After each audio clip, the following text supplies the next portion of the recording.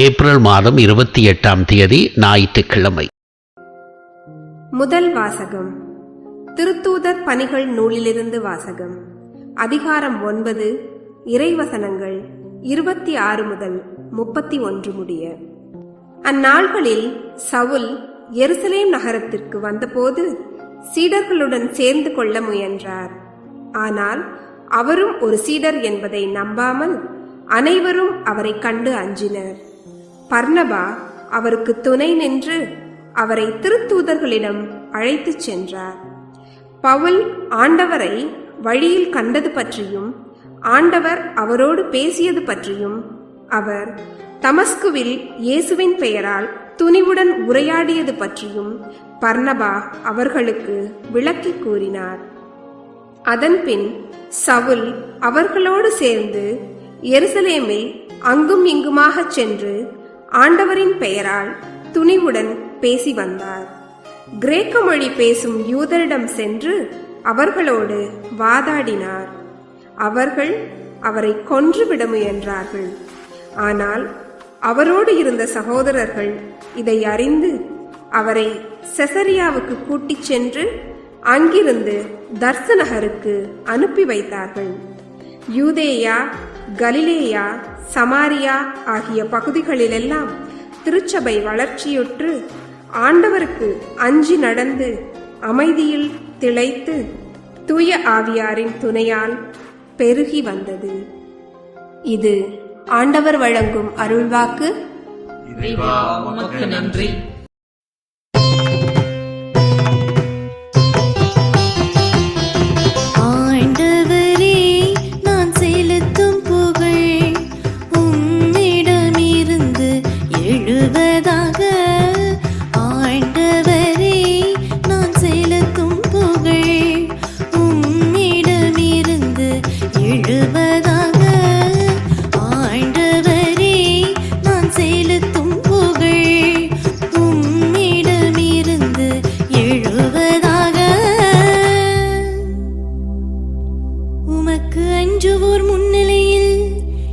பொருத்தனைகளை செலுத்துவேன். எளியோர் உணவு உண்டு நீரை பெறுவர். ஆண்டவரை நாடுவோர் அவரை புகழ்வாராக. அவர்கள் இதயம் என்றென்றும் வாழ்வதாக. ஆண்டவரே, நான் செலுத்தும் புகழ் உம்மிடமிருந்து எழுவதாக. ஆண்டவரே, நான் செலுத்தும் புகழ் உம்மிடமிருந்து எழுவதாக. பூவுலகின் கடையெல்லை வரையுள்ளோர் அனைவரும் இதை உணர்ந்து ஆண்டவர் பக்கம் திரும்புவர். பிற இனத்து குடும்பத்தார் அனைவரும் அவர் முன்னிலையில் விழுந்து பணிவர். மண்ணின் செல்வர் யாவரும் அவரை பணிவர். புழுதிக்குள் இறங்குவோர் யாவரும் தம் உயிரை காத்துக் கொள்ளாதோரும் அவரை வணங்குவர். ஆண்டவரே, நான் செலுத்தும் புகழ் உம்மிடமிருந்து எழுவதாக. ஆண்டவரே, நான் செலுத்தும் புகழ் உம்மிடமிருந்து எழுவதாக. வருங்கால தலைமுறையினர் அவரை தொழுவர். இனி வரும் தலைமுறையினருக்கு ஆண்டவரை பற்றி அறிவிக்கப்படும். அவர்கள் வந்து அவரது நீதியை அறிவிப்பர். இனி பிறக்கப் போகும் மக்களுக்கு இதை அவரே செய்தார் என்பர். ஆண்டவரே, நான் செலுத்தும் புகழ் உம்மிடமிருந்து எழுவதாக. ஆண்டவரே, நான் செலுத்தும் புகழ் உம்மிடமிருந்து எழுவதாக. இரண்டாம் வாசகம். யோவான் எழுதிய முதல் திருமுகத்திலிருந்து வாசகம். அதிகாரம் 3, வசனங்கள் 18 24 முடிய. பிள்ளைகளே, நாம் சொல்லிலும் பேச்சிலும் அல்ல, செயலில் உண்மையான அன்பை விளங்கச் செய்வோம். இதனால் நாம் உண்மையை சார்ந்தவர்கள் என அறிந்து கொள்வோம். நம் மனச்சான்று நாம் குற்றவாளிகள் என தீர்ப்பளித்தாலும் கடவுள் திருமுன் நம் உள்ளத்தை அமைதிப்படுத்த முடியும். ஏனெனில் கடவுள் நம் மனச்சான்றை விட மேலானவர், அனைத்தையும் அறிபவர். அன்பார்ந்தவர்களே, நம் மனச்சான்று நாம் குற்றவாளிகள் என தீர்ப்பளிக்காதிருந்தால் நாம் கடவுள் திருமுன் உறுதியான நம்பிக்கை கொண்டிருக்க முடியும். அவரிடம் நாம் எதை கேட்டாலும் பெற்றுக்கொள்வோம். ஏனெனில் அவர் கட்டளைகளை கடைபிடிப்போம். அவர் திருமுன் அவருக்கு உகந்தவற்றையே செய்து வருவோம். கடவுள் நமக்கு கொடுத்த கட்டளைப்படி அவருடைய மகன் இயேசு கிறிஸ்துவிடம் நம்பிக்கை கொண்டு ஒருவர் மற்றவரிடம் அன்பு செலுத்த வேண்டும். இதுவே அவரது கட்டளை. கடவுளுடைய கட்டளைகளை கடைபிடிப்பவர் அவரோடு இணைந்திருக்கிறார், கடவுளும் அவரோடு இணைந்திருக்கிறார். கடவுள் நம்மோடு இணைந்திருக்கிறார் என்பதை அவர் நமக்கு அருளிய தூய ஆவியால் அறிந்து கொள்கிறோம். இது ஆண்டவரின் அருள்வாக்கு. இறைவா, உமக்கு நன்றி. நற்செய்தி வாசகம். ஒருவர் என்னுடனும் நான் அவருடனும் இணைந்திருந்தால் அவர் மிகுந்த கனி தருவார். யோவான் எழுதிய தூய நற்செய்தியிலிருந்து வாசகம். அதிகாரம் 15, வசனங்கள் 1-8 வரை. அக்காலத்தில் இயேசு தம் சீடரை நோக்கி கூறியது: உண்மையான திராட்சை கொடி நானே. என் தந்தையே அதை நட்டு வளர்ப்பவர். என்னிடமுள்ள கனி கொடாத கிளைகள் அனைத்தையும் அவர் தரித்து விடுவார். கனிதரும் அனைத்து கிளைகளையும் மிகுந்த கனிதருமாறு கழித்து விடுவார். நான் சொன்ன வார்த்தைகளால் நீங்கள் ஏற்கனவே தூய்மையாயிருக்கிறீர்கள். நான் உங்களோடு இணைந்து இருப்பது போல நீங்களும் என்னோடு இணைந்து இருங்கள். கிளைகள் திராட்சை கொடியோடு இணைந்து இருந்தாலன்றி தானாக கனிதர இயலாது. அதுபோல நீங்களும் என்னோடு இணைந்திருந்தாலன்றி கனிதர இயலாது. நானே திராட்சை கொடி, நீங்கள் அதன் கிளைகள். ஒருவர் என்னுடனும் நான் அவருடனும் இணைந்திருந்தால் அவர் மிகுந்த கனி தருவார். என்னை விட்டு பிரிந்து உங்களால் எதுவும் செய்ய இயலாது. என்னோடு இணைந்து இராதவர் கிளையைப் போல தரித்து எறியப்பட்டு உலர்ந்து போவார். அக்கிளைகள் கூட்டி சேர்க்கப்பட்டு நெருப்பிலிட்டு எரிக்கப்படும். நீங்கள் என்னுள்ளும் என் வார்த்தைகள் உங்களுக்குள்ளும் நிலைத்திருந்தால் நீங்கள் விரும்பி கேட்பதெல்லாம் நடக்கும். நீங்கள் மிகுந்த கனி தந்து என் சீடராயிருப்பதே என் தந்தைக்கு மாட்சி அளிக்கிறது. இது கிறிஸ்துவின் நற்செய்தி. கிறிஸ்துவே, உமக்கு புகழ்.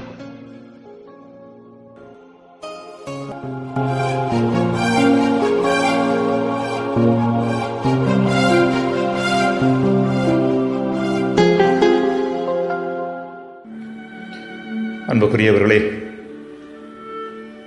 ஒரு ஆலயத்தின் அருகில் மதுபான கடை ஒன்று இருந்தது. ஆலயத்திற்கு வந்த ஆண்களில் பலர் தடுமாறி மதுபான கடைக்குள் புகுந்தனர். இதை பார்த்த உண்மையான விசுவாசிகள் பலர் நாத்திகரான மதுபான கடை உரிமையாளரிடம் சென்று வேறு ஓரிடத்திற்கு கடையை மாற்றும்படி எவ்வளவோ சொல்லியும் அவர் கேட்கவில்லை. எனவே மதுபான கடையை அந்த இடத்திலிருந்து அகற்ற வேண்டி இறை உதவியை நாடி ஒரு நாள் சிறப்பு வழிபாட்டிற்கு ஏற்பாடு செய்யப்பட்டது. ஆலய உறுப்பினர்கள் பலரும் பங்கேற்று ஆலய செயல்பாடுகளுக்கு இடைஞ்சலாக இருந்த அந்த கடையை அகற்ற வேண்டும் என்று கடவுளிடம் மன்றாடினர். அன்றைய புதுமை நடந்தது. அன்று இரவு கடுமையான மழை பெய்தபோது ஓர் இடி சரியாக மதுபான கடையின் மீது விழ கடை முற்றிலுமாக தரைமட்டமாக்கப்பட்டது. பிரச்சனை முடிந்தது என்று கிறிஸ்தவர்கள் நினைத்தார்கள். ஆனால் பிரச்சனை விஸ்வரூபம் எடுத்தது அதற்கு பின்புதான். மதுபான கடை உரிமையாளர் நீதிமன்றத்திற்கு சென்றார். கிறிஸ்தவர்கள் ஆலயத்தில் ஜெபித்ததன் காரணமாகவே என் கடை பாதிக்கப்பட்டது. எனவே அவர்கள்தான் எனக்கு நஷ்ட ஈடு தர வேண்டும் என்று வழக்கு தொடர்ந்தார். இதை முற்றிலும் எதிர்பாராத கிறிஸ்தவர்கள் கடை அழிந்து போனதற்கும் எங்களது ஜெபத்திற்கும் தொடர்பு இல்லை என்று பதிலுக்கு வாதாடினர். நாத்திகரான மதுபான கடை உரிமையாளர் கடவுள் மக்களின் ஜெபத்தை கேட்டு செயல்பட்டார் என்று வாதாடினார். கிறிஸ்தவர்களோ தங்களது ஜெபத்திற்கும் இடி விழுந்ததற்கும் தொடர்பில்லை என்று பதில் கொடுத்தனர். அன்புக்குரியவர்களை, பல வேளைகளில் இதுதான் நம் வாழ்க்கை நிகழ்வாக இருக்கிறது. நாம் எதிர்பார்ப்பவை நடக்கின்ற போது நம் நம்பிக்கை ஆழப்பட்டதாக இருப்பதை உணர்கின்றோம். ஆனால் நம் எதிர்பார்ப்பிற்கு மாறாக நிகழ்வுகள் நடக்கின்ற போது அல்லது நம் நம்பிக்கையின் பொருட்டு துன்பங்கள் வரும்போது அதிலிருந்து நாம் பின்வாங்கவும் தவறுவதில்லை. நம்மில் பலரிடம் கிறிஸ்துவில் நாம் நம்பிக்கை கொள்ள கொள்ள நம் பிரச்சனைகளும் துன்பங்களும் குறைய ஆரம்பிக்கும் என்ற எண்ணம் உண்டு. ஆனால் இது உண்மை அல்ல. கடவுள் பவுலடியாரை அழைத்த பின்பு பவுல் பற்றி அனனியாவிடம், என் பெயரின் பொருட்டு அவர் எத்துணை துன்புற வேண்டும் என்பதை நான் அவருக்கு எடுத்து காட்டுவேன் என்று கூறுவதாக நாம் வாசிக்கின்றோம். இன்றைய முதல் வாசகம் புனித பவுல் தன் கிறிஸ்தவ நம்பிக்கையின் பொருட்டு அனுபவித்த முதல் துன்பம் குறித்து பேசுகின்றது. அதாவது சவுலாக இருந்தவர் பவுலாக மாறிய பின்பு பல மடங்கு வீரியத்தோடு இறைமகன் இயேசு பற்றிய நற்செய்தியை அறிவிக்க ஆரம்பித்தார். இது யூதர்களின் எதிர்ப்புணர்வை இன்னும் அதிகமாக்கியது என்று சொல்லலாம். ஏற்கனவே திருத்தூதர்களையும் சீடர்களையும் யூத தலைமைச் சங்கம் துன்புறுத்தி வந்த வேளையில் பவுலடியாரின் பொருட்டு திருச்சபைக்கு எதிரான வேதகலாபனை அதிகமாகும் என்பதை தொடக்க திரு அவை தலைவர்கள் நன்கு அறிந்திருந்தனர். பவுலடியாரின் ஈடுபாடு மிக்க போதனை அவரது உயிருக்கே பிரச்சனையாக இருக்கின்ற அதே வேளையில் தொடக்க திரு அவைக்கும் பிரச்சனையாக இருக்கும் என்பதை நன்கு அறிந்திருந்தனர். எனவே அவர்கள் பவுலடியாரை அவரது சொந்த ஊராகிய தர்சு நகருக்கு அனுப்பி வைத்ததாக லூக்கா எழுதுகின்றார்.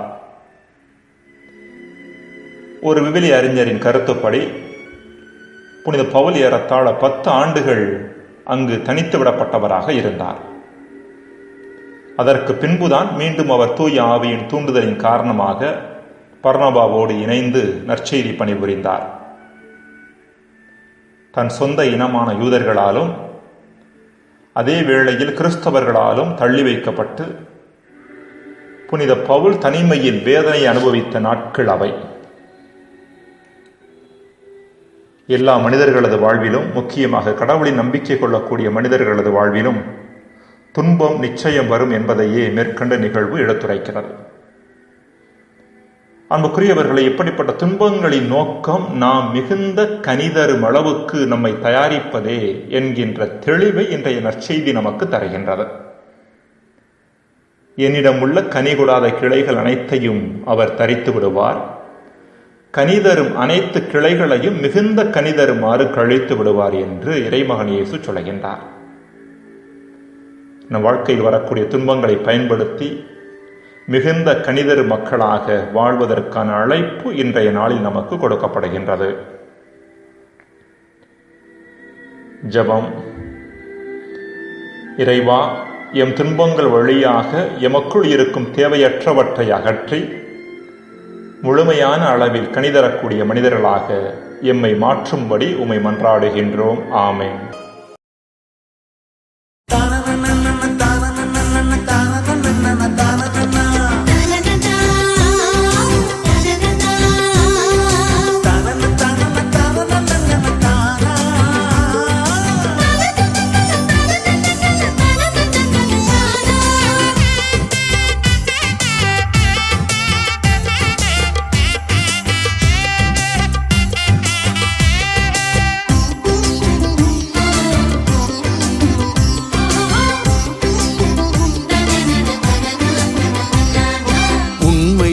திராட்சை கொடிதானே, என் தந்தையே அதை நட்டு வளர்ப்பவர். உண்மையான திராட்சை கொடி நானே, என் தந்தையை அதை நட்டு வளர்ப்பவர்.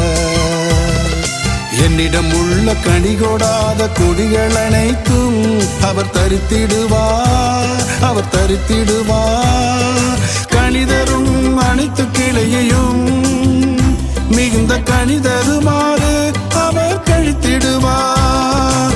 கிளைகள் திராட்சை கொடியோடு இணைந்திருந்தால் அன்றி தானாக கனிதர இயலாது.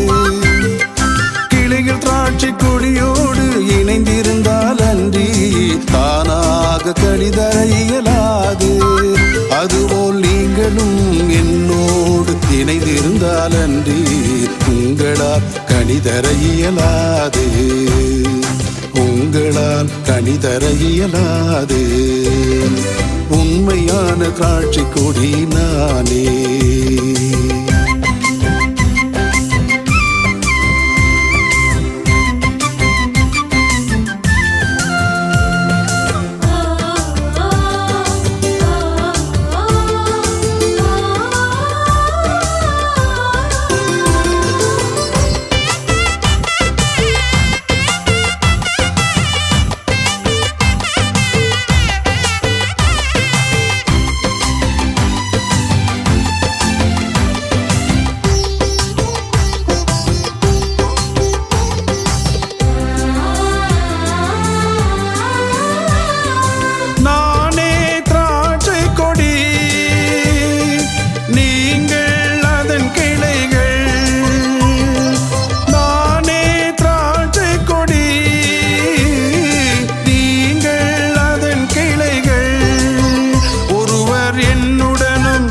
நான் அவருடனும் இணைந்திருந்தார், ஒருவர் என்னுடனும் நான் அவருடனும் இணைந்திருந்தார்.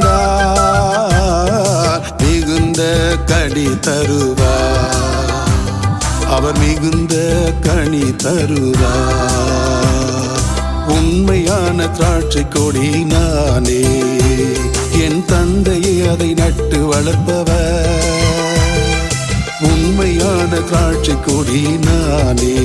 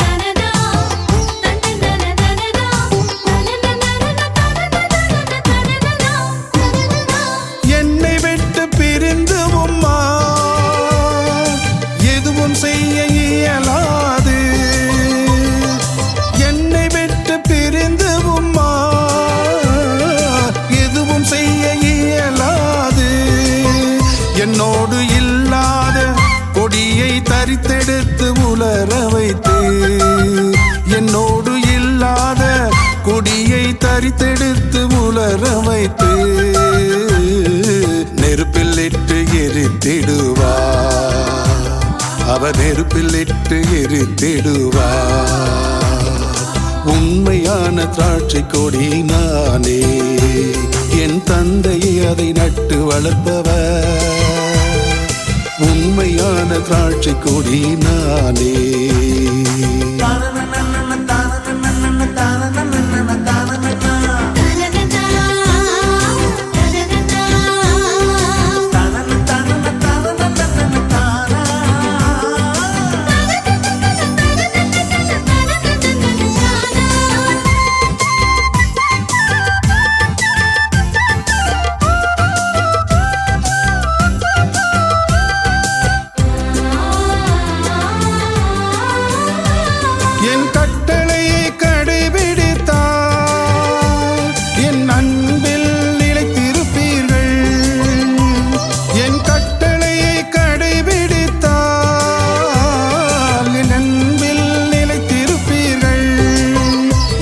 அம்மகிழ்ச்சி உங்களுள்ளும் அம்மகிழ்ச்சி நிறைவுறவும் வேண்டியே என் மகிழ்ச்சி உங்களுள்ளும் அம்மகிழ்ச்சி நிறைவுறவும் வேண்டியே இவற்றையெல்லாம் பகிர்ந்து கொண்டே நான் இவற்றையெல்லாம் பகிர்ந்து கொண்டே உண்மையான திராட்சை கொடி நானே என் தந்தையை அதை நட்டு வளர்ப்பவர் என்னிடம் உள்ள கனிகொடாத கொடிகள் அனைத்தும் அவர் தரித்திடுவார்